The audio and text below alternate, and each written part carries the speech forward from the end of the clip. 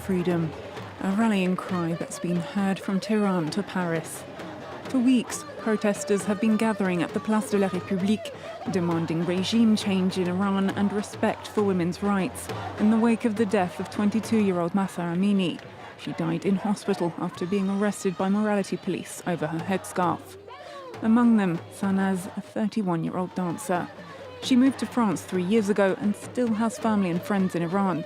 She feels a responsibility to speak out on their behalf.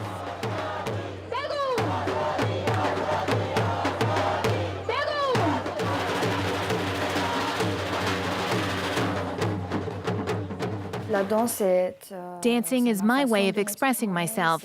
This is my way of supporting my people.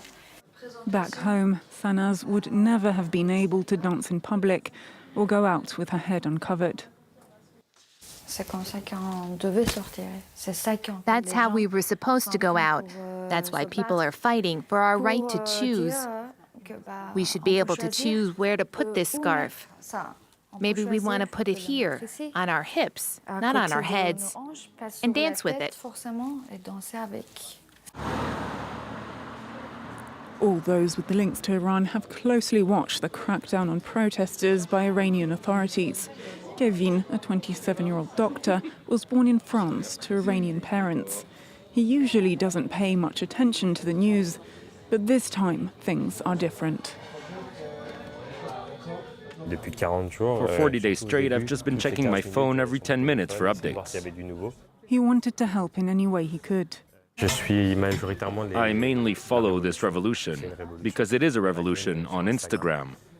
This is the one place where media isn't controlled. I try to share the information that I have to expose what's happening. Some of my close friends don't know what's going on in Iran. I don't think enough is being done while the Iranian community is protesting. Not much else is happening. There should be more concrete measures taken, like for Ukraine.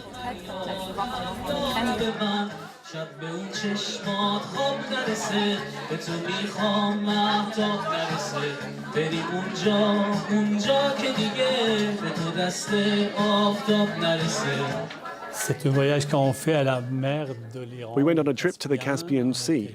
We were young, students, and going out with girls and boys was a non-issue. This is what being young in 1970s Iran looked like. Backless dresses and public shows of affection. This is my old Iranian passport. I left home on that passport, and I arrived here on the 17th of August, 1980. He's a supporter of the Shah, whose reign was marked by progress in women's rights up until he was toppled by the Islamic Revolution. Though Hassan has lived in France for decades, he still feels close to Iran and keeps track of the repression suffered by protesters. They killed him. Look, a 20-year-old kid. His father is washing him for his funeral. You see what they did to him? He's seen protest movements emerge only to fizzle out throughout the decades, but now thinks lasting change is within reach. I am 100% optimistic, 100% optimistic. Day and night, you see young Iranians in the streets.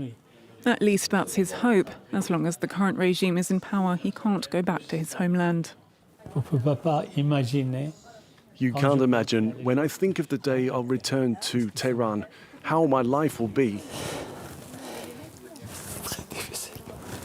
It's very difficult. I miss my country. It's been 40 years. I'd like to show my country to my children.